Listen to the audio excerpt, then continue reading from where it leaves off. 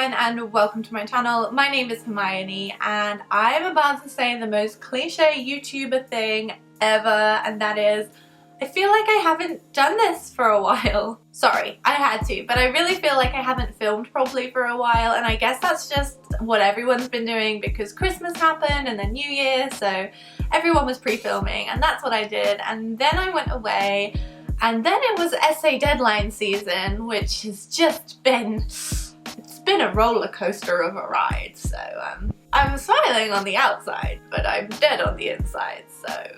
Anyway, despite all of that, it feels really good to be back and filming, and I am about ready to up my DIY game a little bit. So today's video is all about DIY wall art and gallery wall pieces that you can create on a budget. And I wanted to do this because obviously it's a new year, and if you're thinking of redoing your room but you don't want to have to paint it or get new furniture, a gallery wall and wall art pieces are a really great inexpensive way of doing that. I hope you guys liked the video. If you do like it and you haven't already, don't forget to hit the subscribe button. I post loads of DIY and lifestyle videos. And without further ado, let's get into this video. First up is this neon heart light, and it is so simple to make, so let's get into it. You'll need a strip of EL wire lights, and you'll also need some gold wire and some jewellery pliers to cut the wire. I got my EL light from Amazon and I got 2 feet of it, and this is in the purple colour. It also has loads of different functions. Start by measuring out your wire and then make sure it's as long as your EL light. Then you can go ahead and cut it so that they're the same size.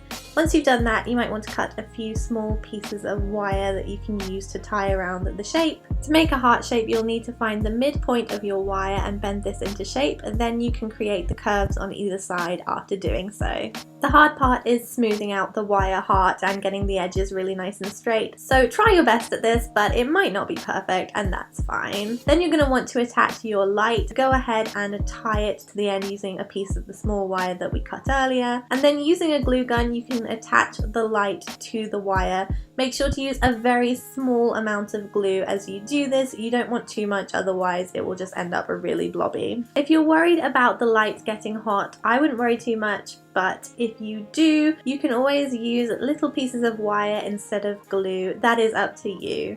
Once you've finished putting it all together, you can then go ahead and test it out, and this is what mine looks like. Then just go ahead and pin it up on your wall. I used a small command hook to do this, and you can totally make any kind of shape that you would like, but a heart is really easy and very simple to follow, and I think it looks pretty darn cool.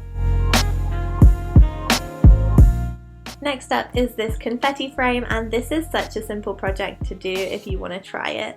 For this, you'll need a frame, preferably a light one. You'll need some of these giant confetti dots from the craft store, some jewellery pliers, and some glue. I'm using hot glue for this project, but you can use anything. So start by taking the frame apart and take the backing out. You'll need to keep the glass or the plastic, but go ahead and use your pliers to pluck out all of those little things that hold it all in place. And then I'm just using a glue gun here to glue the plastic back in its place. This is an IKEA frame, and the plastic works really well if you don't want to use one with glass. Then using your glue gun or any strong adhesive, go ahead and glue loads of the confetti dots all over the front of the frame.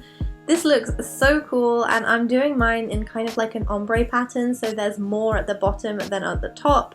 I'm just using 3 different colours, therefore it doesn't get too crowded and overwhelming, but I really love the way this turned out, and I like how it's clear so you can see to the back of what's behind it as well. And you're done, so go ahead and hang it up on your wall. Next up is a fun way to display any posters or prints, and to do this you're going to need 2 pieces of balsa wood. You'll also need some glue. You'll need some glittery ribbon or trim, some spray paint in a colour that matches your trim, some scissors. Oh, and how could I forget, you'll need a poster. This printable was one I found on Pinterest. I'll link it below.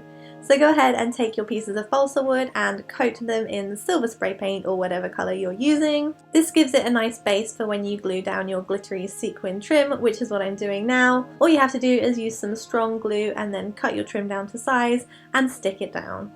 Once they're dry, go ahead and glue them down onto the top of the poster and the base, just using a little bit of glue.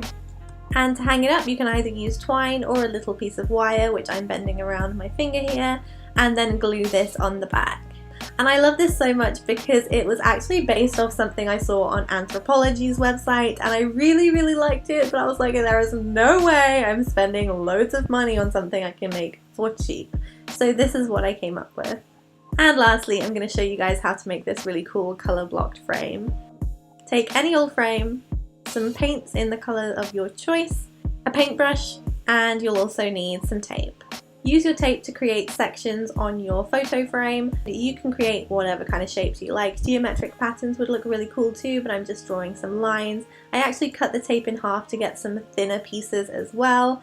And this is the pattern I came out with. Then you're going to want to go ahead and paint onto the glass and also paint the frame as well, so make it look like it's kind of been dipped in paint. Once you've done that with all your colours, let it dry for just a couple of minutes before you peel it off. If it dries completely, some of the paint might get chipped off with it, but if it's too wet, then it might smudge. So just let it dry for a couple of minutes and peel them off. And there you have it. And I've stood mine up on a mini easel as a different way to display it. So that is everything for this video, and if you do make any of these pieces, I would love to see them. Do drop me a tweet or an Instagram, tag me in something. I would love to see any of your recreations. I did a video like this in the summer, so if you want to check that out for more inspiration, I will leave that listed down below. I really hope you guys have a great day, and I will see you in my next video. Bye!